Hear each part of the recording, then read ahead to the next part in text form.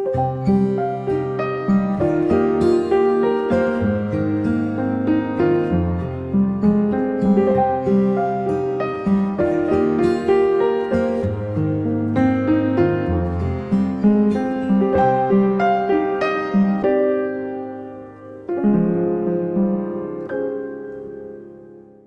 the forest primeval, the murmuring pines and the hemlocks bearded with moss and in garments green, indistinct in the twilight, stand like druids of eld with voices sad and prophetic.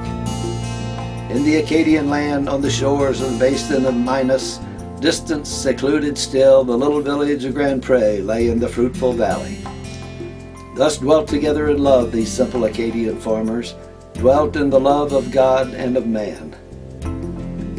Somewhat apart from the village and near the basin of Minas, Benedict Bellefontaine, the wealthiest farmer of Grand Pre, dwelt on his goodly acres, and with him directing his household, gentle Evangeline lived, his child and the pride of the village. Fair was she to behold, that maiden of 17 summers. Many a suitor came to her door by the darkness befriended, but among all who came, young Gabriel only was welcome. Gabriel Lajeunesse, the son of Basil the blacksmith. 4 days now are past since the English ships at their anchors ride in the Gaspereau's mouth, with their cannons pointed against us.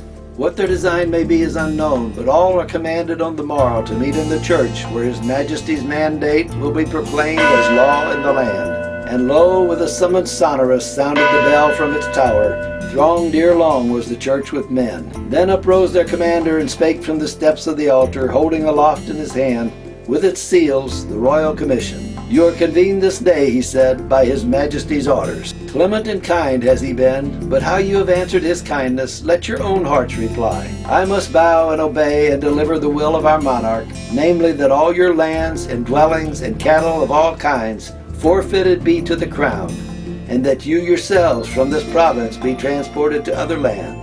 God grant that you may dwell there ever as faithful subjects, a happy and peaceable people. The Acadian peasants descended down from the church to the shore amid their wives and their daughters. Halfway down to the shore, Evangeline waited in silence, not overcome with grief, but strong in the hour of affliction. Calmly and sadly she waited until the procession approached her, and she beheld the face of Gabriel, pale with emotion. Tears filled her eyes, and eagerly running to meet him, clasped she his hands and laid her head on his shoulder and whispered, Gabriel, be of good cheer, for if we love one another, nothing in truth can harm us, whatever mischances may happen. Busily plied the freighted boats, and in the confusion wives were torn from their husbands, and mothers too late saw their children left on the land extending their arms with wildest entreaties. So unto separate ships were Basil and Gabriel carried, while in despair on the shore Evangeline stood with her father. Columns of shining smoke uprose, and flashes of flame were thrust through their folds and withdrawn, like the quivering hands of a martyr. Overwhelmed with the sight, yet speechless, the priest and the maiden gazed on the scene of terror that reddened and widened before them. And as they turned at length to speak to their silent companion, lo, from his seat he had fallen, and stretched abroad on the seashore motionless lay his form, from which the soul had departed. And the maiden knelt at her father's side, and wailed aloud in her terror. Friendless, homeless, hopeless, they wandered from city to city, from the cold lakes of the north to sultry southern savannas, from the bleak shores of the sea to the lands where the Father of Waters seizes the hills in his hands and drags them down to the ocean. She would commence again her endless search and endeavor, sometimes in churchyards strayed, and gazed on the crosses and tombstones, sat by some nameless grave, and thought that perhaps in his bosom he was already at rest, and she longed to slumber beside him. Sometimes a rumor, a hearsay, an inarticulate whisper came with its airy hand to point and beckon her forward. Gabriel Lajeunesse, said others. Oh yes, we have seen him. He is a voyager in the lowlands of Louisiana.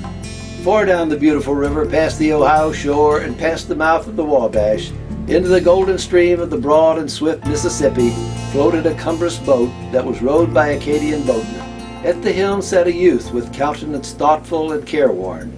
Gabriel it was. Swiftly they guided along close under the lee of the island, but by the opposite bank and behind a screen of palmettos, so that they saw not the boat where it lay concealed in the willows, As from a magic trance the sleepers awoke, and the maiden said with a sigh to the friendly priest, "O Father Felician, something says in my heart that near me Gabriel wanders."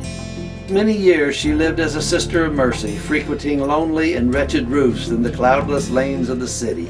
Noiselessly she moves about the assiduous, careful attendants, moistening the feverish lip and the aching brow, and in silence closing the sightless eye of the dead and concealing their faces, where on the pallets they lay like drifts of snow by the roadside. Suddenly, as if arrested by fear or a feeling of wonder, still she stood, with her colorless lips apart, while a shudder ran through her frame. On the pallet before her was stretched the form of an old man. Long and thin and gray were the locks that shaded his temples, but as he lay in the morning light, his face for a moment seemed to assume once more the forms of its earlier manhood.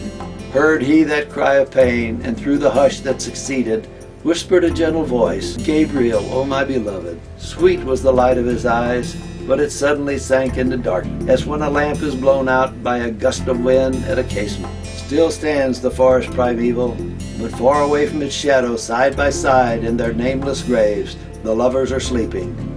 Under the humble walls of the little Catholic churchyard, in the heart of the city, they lie unknown and unnoticed.